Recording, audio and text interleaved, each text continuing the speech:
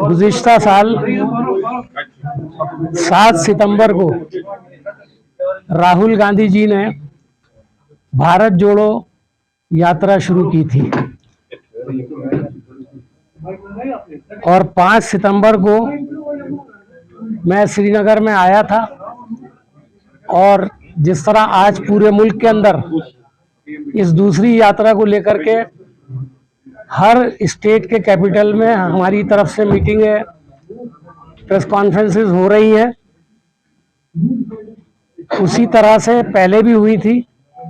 और मेरी खुशकिस्मती है कि मैं पहली प्रेस कॉन्फ्रेंस भी मैंने ही आकर के यहाँ आप लोगों से बातचीत की थी। और आज इस दूसरी यात्रा के मौके पर भी मुझको पार्टी की तरफ से हुक्म हुआ कि आप श्रीनगर जाकर के इस यात्रा के बारे में बताएं। देखिए, गुज़िश्ता साल जो 7 सितंबर को राहुल जी की यात्रा, भारत जोड़ो यात्रा शुरू हुई थी, वो कन्याकुमारी से 4080 किलोमीटर चलकर कश्मीर पहुंची थी। और 30 जनवरी को श्रीनगर में आपके शहर में आपने ज़बरदस्त इस्तकबाल कश्मीर के लोगों ने किया। ख़ास तौर पर श्रीनगर के लोगों ने जो मोहब्बत उस ज़माने में दिखाई थी, उससे कांग्रेस का हौसला बहुत बुलंद हुआ था। और वो हौसला आज भी मैं देखता हूं कि बुलंद है। मुझे ये खुशनसीबी भी हासिल है कि जब कश्मीर में यात्रा राहुल जी की आ रही थी तो मुझको मीडिया का इंचार्ज बनाया गया था। और पीरदादा साहब ने अभी बताया कि मैं ऑब्जर्वर के तौर पर आया हूं, लेकिन मैं कांग्रेस का राष्ट्रीय प्रवक्ता हूं पिछले 10 साल से और आप लोगों से बहुत नाता रहा है। मैं कश्मीर आता जाता रहा हूं और हमेशा आप लोगों के दरमियान बातचीत भी करता रहा हूं। मैं सारे मीडिया वालों का सबसे पहले तो शुक्रिया अदा करता हूं कि हमेशा कांग्रेस को एक अच्छी कवरेज आपकी तरफ से मिलती है। देखिए, जो पहली यात्रा हुई थी और सख्त बर्फबारी के अंदर ये यात्रा हुई थी, जो कश्मीर में हुई, तो इसमें 3 मुद्दे थे।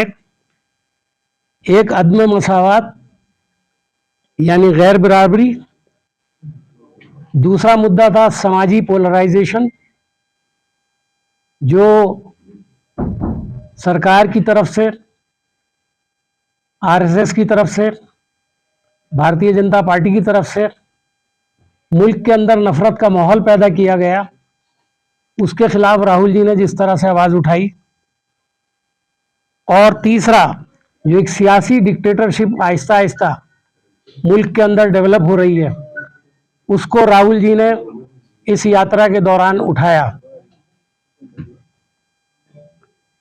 आपको याद होगा, खास तौर पर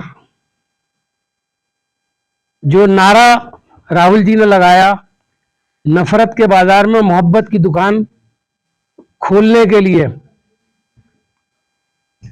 उसने करोड़ों हिंदुस्तानियों के दिलों को जीत लिया।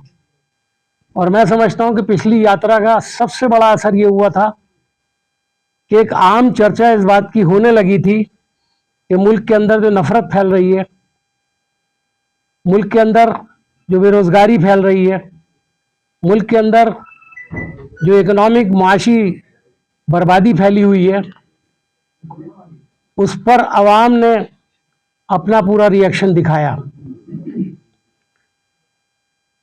अब 14 जनवरी से, यानी 3 रोज के बाद, ये यात्रा दोबारा राहुल गांधी जी शुरू कर रहे हैं और इसका नाम है भारत जोड़ो न्याय यात्रा, यानी इंसाफ के लिए और भारत को जोड़ने के लिए अब ये यात्रा हो रही है।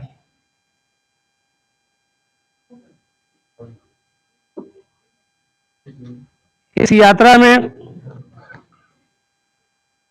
महाराष्ट्र से, मणिपुर से लेकर महाराष्ट्र तक 6,713 किलोमीटर चलेंगे और 66 दिन में 15 राज्यों के 110 जिलों से होते हुए आजाद मैदान मुंबई में जाकर के इसका इख्तिताम होगा। एक बड़ा सवाल है कि यात्रा क्यों मनाई जा रही है, किस लिए ये यात्रा की जा रही है। एक यात्रा की जा चुकी है, तो राहुल जी ने पहले भी वादा किया था, कांग्रेस के लोग भी बहुत कहते थे कि चूंकि वो कश्मीर से कन्याकुमारी तक हुई थी, तो मणिपुर से लेकर के महाराष्ट्र तक, हिंदुस्तान के इस कोने से लेकर इस कोने तक, पहले उस कोने से लेकर के इस कोने तक यात्रा हुई थी। इस तरह एक तो ये इसके पीछे नजरिया है। दूसरा नजरिया ये है कि इस यात्रा को इसलिए किया जा रहा है कि मुल्क के हालात बहुत खराब हैं। आर्थिक न्याय, सोशल जस्टिस, इसके लिए एक लड़ाई शुरू की जा रही है और इसकी तफसील मैं आपको बताऊंगा। सामाजिक न्याय, इसके साथ दूसरे नंबर पर सामाजिक न्याय और तीसरे नंबर पर राजनीतिक जस्टिस यानी सियासी इंसाफ की लड़ाई।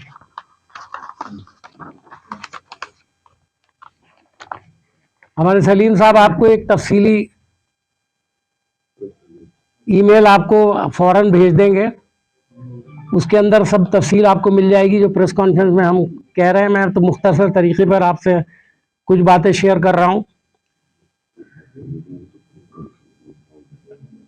इकोनॉमिक जस्टिस में सबसे बड़ा मुद्दा है बेरोजगारी का, नौजवानों का, कर्ज में डूबे हुए किसानों का और महंगाई की मार के बीच आवाम की जो परेशानी है उसको पढ़ाई, कमाई और दवाई के लिए जद्दोजहद करना और गरीबों के लिए इंसाफ के हुसूल का रास्ता तैयार करना। सोशल जस्टिस का जहां तक मामला है, इसकी तफसील में आप बाद में पढ़ेंगे कि जो महरूम लोग हैं उनके हुकूक उन तक पहुंचने चाहिए और खास तौर पर बेटियों का आत्मसम्मान यानी इज्जत नफ्स हमारी खवातीन की, चाहे वो किसी भी धर्म से ताल्लुक़ रखती हो, चाहे वो किसी भी मज़हब से ताल्लुक़ रखती हो, किसी भी फ़िरक़े से हो, उनको इस देश में इज्जत नहीं मिल रही है और उनके साथ जो सलूक हो रहा है उस पर सबसे ज़्यादा राहुल गांधी जी का जोर रहता है और अक्सर आपने उनके बयानात में पढ़ा भी होगा। उस आत्मसम्मान के लिए लड़ाई लड़ना, ये भी इस यात्रा का एक मकसद है, ताकि आवाम के अंदर एक अवेयरनेस आए, एक जागरूकता आए और वो इन इश्यूज को अपना मुद्दा बनाएं। और पॉलिटिकल जस्टिस, ये तीसरा मुद्दा है। आज़ादी, बराबरी और इंसानी इक़दार के उसूलों के लिए इंसाफ। आज पॉलिटिकल जस्टिस क्या हो गया है कि गवर्नमेंट के जो बड़े बड़े इदारे हैं, इम्पोर्टेंट जो डिपार्टमेंट्स हैं, उनका मिसयूज सरकार कर रही है। ईडी, इनकम टैक्स, इनकी छापामारी अब पूरा मुल्क देख रहा है, लेकिन ये छापामारी सिर्फ अपोजिशन के लीडरों पर की जाती है। आप अच्छी तरह से जानते हैं कि आपने कहीं ये छापामारी किसी भारतीय जनता पार्टी के लीडर के घर पर नहीं देखी होगी। ये जो पॉलिटिकल वेंडेटा का एक पूरा सिलसिला चल रहा है, इसके खिलाफ भी ये लड़ाई होगी।